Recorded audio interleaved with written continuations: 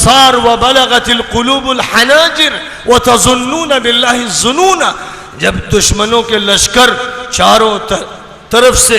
مسلط ہوئے اور مدینے کو گھیر لیا گیا تھا اور یہ لگ رہا تھا کہ اب اسلام کا دم واپسی ہے، اب اس کے لیے بقا مشکل ہے، اور کلیجے منہ کو آ رہے تھے اور آنکھیں پتھرا گئی تھی، اس وقت نبی یہ کہہ رہے تھے جبکہ پیٹ پر 2 پتھر بندھے ہوئے تھے، فاقے گزر رہے تھے، فرما رہے تھے عراق فتح ہوگا، شام فتح ہوگا، یمن فتح ہوگا.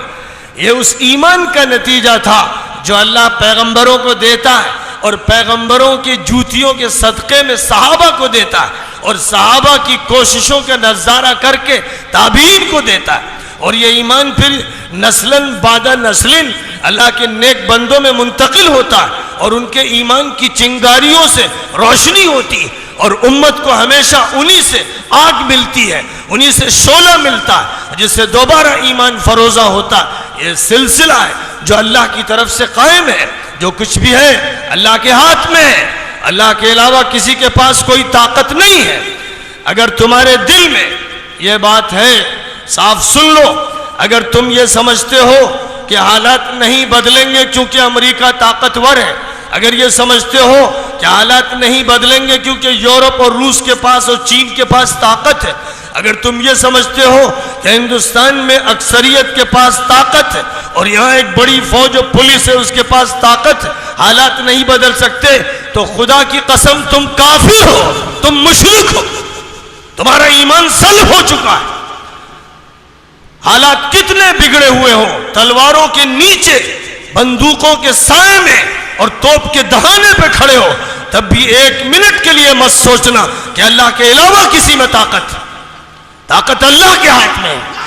جس وقت اللہ چاہے گا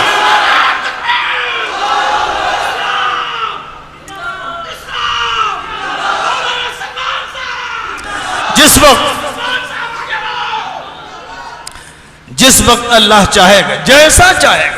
قرآن اسی سے بھرا ہوا ہے. افسوس کہ مسلمان قرآن کی تلاوت کرتے ہیں لیکن سمجھتے نہیں،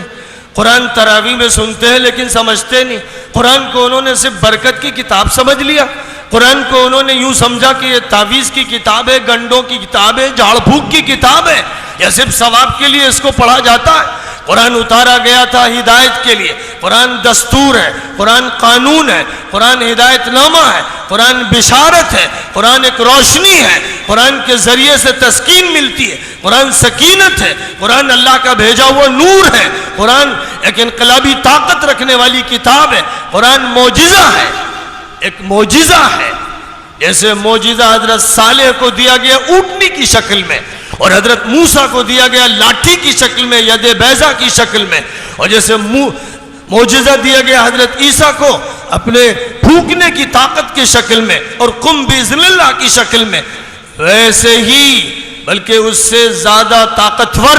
اس سے زیادہ مؤثر، اس سے زیادہ جامع، اس سے زیادہ ہمگیر، اس سے زیادہ تابندہ اور پائندہ اور اس کے زیادہ ہمیشہ رہنے والا طاقتور معجزہ ہے وہ قرآن پاک ہے. قرآن پاک کا معجزہ اس امت کو دیا گیا ہے اور پیغمبر اپنے معجزے کے ساتھ رخصت ہو گئے. حضرت صالح کی زندگی میں اونٹنی رخصت ہو گئی اور موسیٰ علیہ السلام کے ساتھ ید بیضا رخصت ہو گیا، عصا رخصت ہو گیا. حضرت عیسیٰ کے ساتھ دم عیسیٰ رخصت ہو گیا، لیکن نبی کی رخصتی کے ساتھ قرآن رخصت نہیں ہوا. قرآن ایک جیتا جاگتا معجزہ ہے. یہ دلوں کو فتح کرنے والی کتاب، یہ دماغوں کو تسخیر کرنے والی کتاب، یہ پوری انسانیت کی رہنما کتاب، یہ دنیا کے تمام مذاہب کے جنجال سے نکالنے والی کتاب، یہ تمام انسانوں کو پستیوں سے بلند کرنے والی کتاب، یہ تحت الثری سے ثریا میں پہنچانے والی کتاب، یہ انسانوں کو اللہ سے ہم کلامی عطا کرنے والی کتاب، یہ دلوں کے اندر نور کی بارش کرنے والی کتاب. اس کتاب کے ساتھ وہ معاملہ امت کی طرف سے نہیں ہو رہا ہے جو ہونا چاہیے.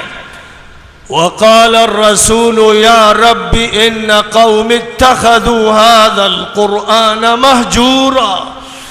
رسول اللہ میاں سے شکایت کریں گے، ہماری اور امت کی شکایت کریں گے کہ اے اللہ میری قوم نے قرآن کو چھوڑ دیا. اگر یہ میری قوم قرآن کو لے کر آگے بڑھتی تو جس طرح اس کو لے کر آگے بڑھے تھے ابو عبیدہ ابن الجراح اور خالد ابن الولید اور عمرو ابن العاص اور سعد ابن ابی وقاص اور وہ مجاہد فاتحین جنہوں نے سندھ سے اسپین تک اور چائنا سے افریقہ کے ایک کنارے تک فتوحات کا ایک بازار لگا دیا، جس طرح وہ قرآن کو معجزہ سمجھتے ہوئے اور اس پر ایمان رکھتے ہوئے آگے بڑھے، حالات کی سازگاری کے ساتھ نہیں بڑھے۔ جب چاروں طرف طوفان تھا الہاد کا، باطل طاقتوں کا، ان کے ہتھیاروں کا، ان کی فوج